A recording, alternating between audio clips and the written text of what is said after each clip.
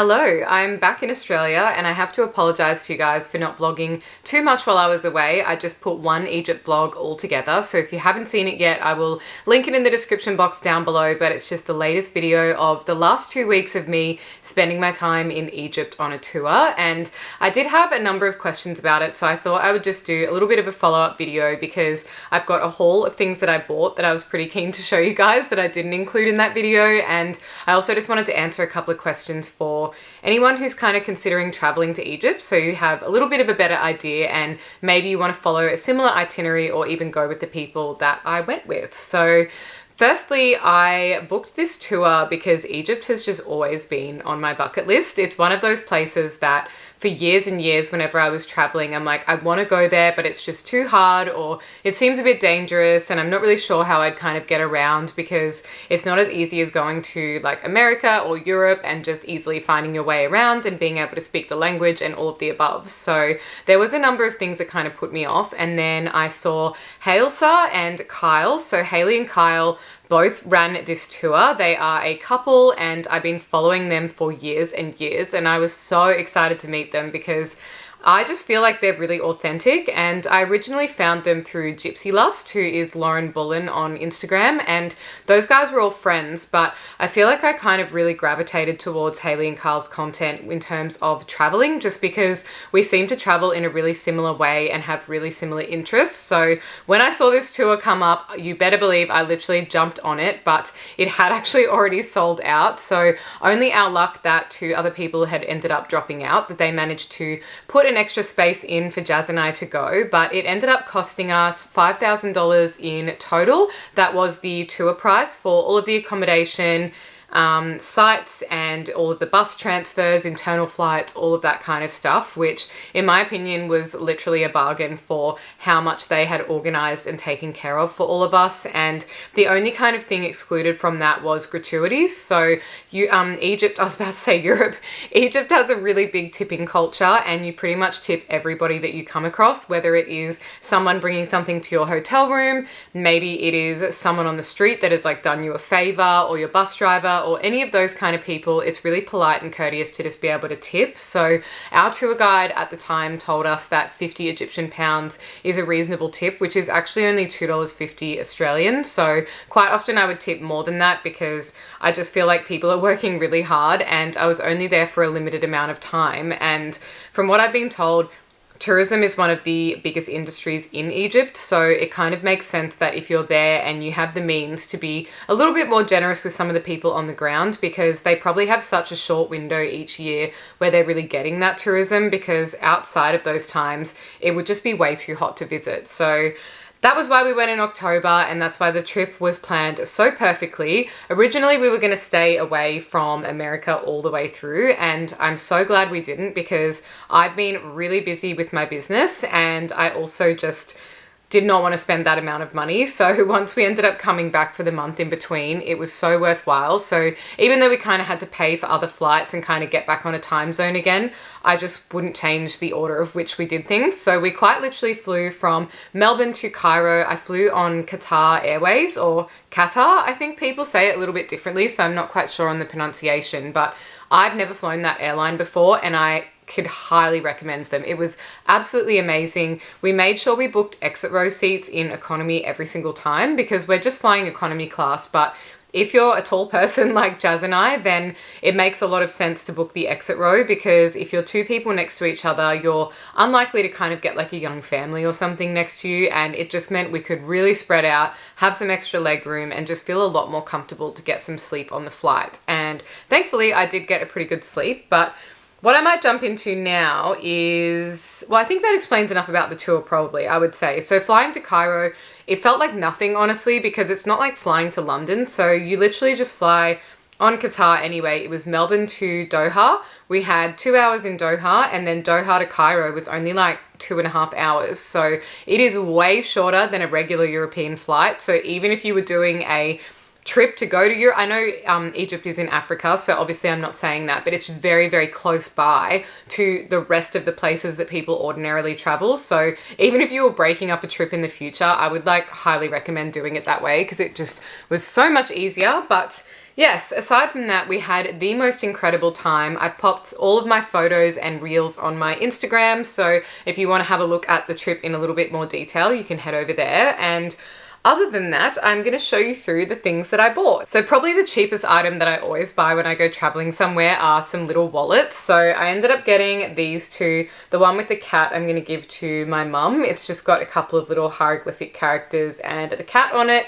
And then this one is for me, and it also has a little string that kind of comes out of it, so you can make it a little crossbody bag if you want to. But I just keep these as a coin purse in my handbag, and it's just something really fun. I think they were literally $2 each, and I got them at the bazaar in Cairo, which, by the way, I actually think the bazaar in Marrakesh is way better than what was in Cairo. It's kind of similar stuff, but I just felt like the shops were much more beautiful and the bazaar was a lot more full and vibrant in Marrakesh versus Cairo. The next thing I bought was this little dish, and you could kind of use this for anything, but I'm pretty sure it's for incense. So you know the little cone kind of types of incenses? I think they go in here and you cover it with the lid and then it kind of ventilates out through the top. But I might just end up using this as a little jewelry dish and store it over on my side table, but I'll show you what it looks like up close. So it's this beautiful marbly alabaster kind of material, and the top of the lid is this gorgeous Arabian looking star pattern, and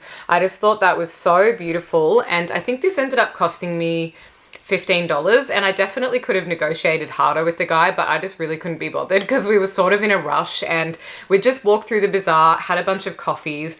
The coffee there is so strong, so it was like really pumping me full of anxiety, and I was just like, you know what?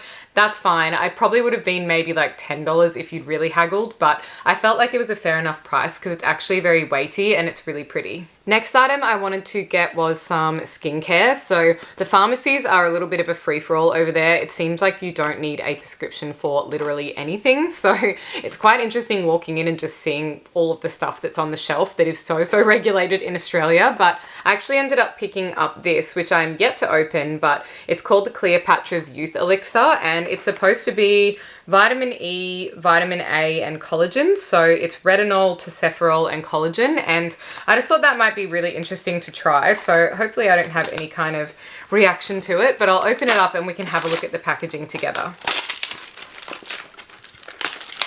This is it, which is absolutely not what I was expecting, but that's Egypt for you. Some of the packaging is quite funny there. So it's actually kind of gold flake looking. So I'm not sure how good quality this will be, but we will see because it didn't cost me that much. It says it's a mask, so you just put it on your skin for 10 to 15 minutes and then remove it and rinse your face with warm water.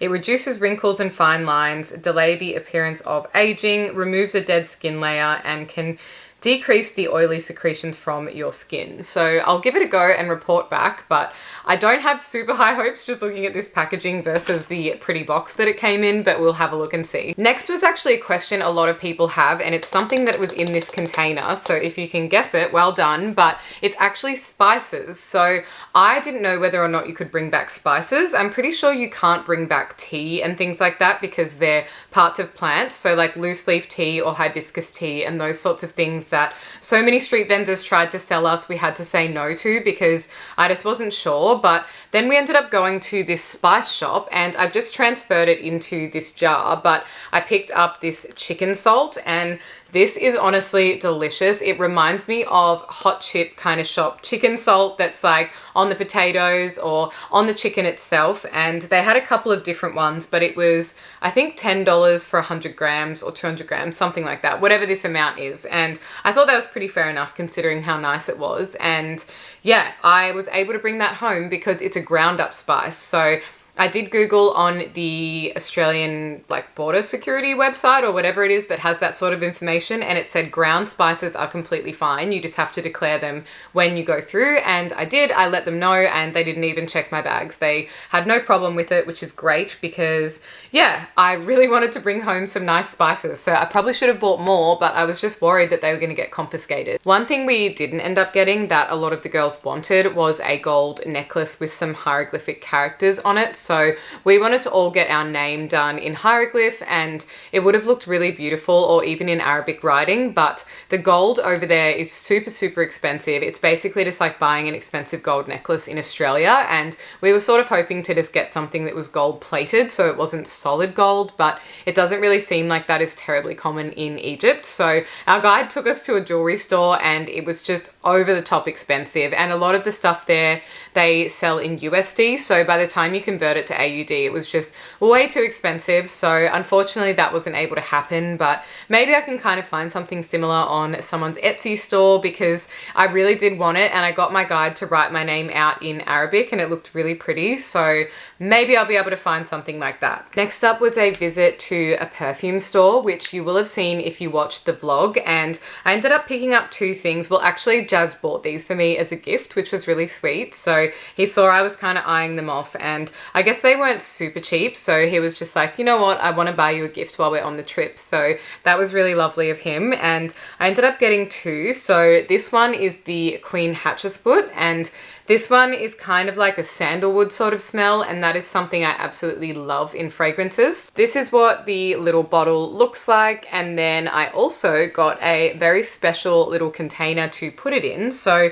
I think they're kind of more like perfume oils than spray perfume, but it's not to say that you couldn't kind of put it in a spray bottle either. That's just not how they had it in the store. So I ended up buying this gorgeous little perfume bottle as well to go with my fragrance, and they had a whole bunch of different ones. Again, you'll have seen the shelves stocked full of different types if you watch the vlog, but it's got the little dipper in here that you use to get some of your perfume out, and I just thought this was really dainty, really beautiful, and a beautiful piece of home decor as well. The other thing I got was mint. So at the time, you probably heard in my voice that I had a bit of a cough and it was really, really dragging on. And when they brought this past, it's literally like a very strong menthol. So all you do is pop a couple of drops into some hot water, and then you kind of use it like a vaporizer. So you just smell in, breathe in, the mint, and it really, really clears out your sinuses. So I thought that would be super handy to have just in general, and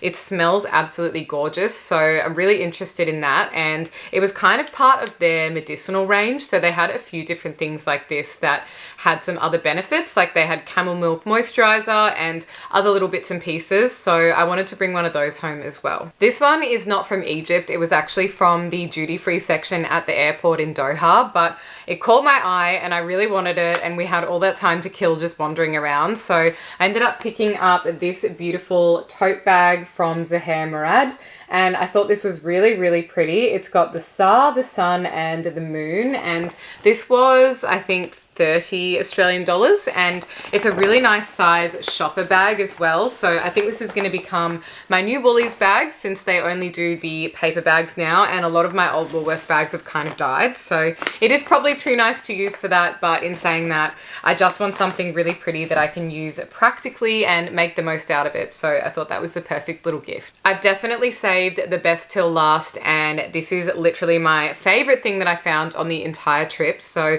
pretty much everyone one of the girls bought one of these when we went into the store, and it is an alabaster vase. So here it is. It is so unbelievably beautiful, and something really nice about this is it is a natural product. So each one has very different colorings and things through it. So what I sort of fell in love with was this little brown kind of veining that runs through this particular one, and this was a slightly larger size than some of the other vases, and I think that is really nice because I'm actually going to be able to use this, so you can kind of get an idea of the size, but I can actually use this to put some flowers in. So whether it's something plain like baby's breath or maybe even some dried flowers, I think it's going to look really beautiful styled up in my home. And this cost me, I want to say $100, and I'm pretty sure, I'll have to check my bank statement what it converted to. It was roughly 2,000 Egyptian pounds, and it would have been nice to kind of get it down a little bit cheaper, but this particular store was a family owned business, and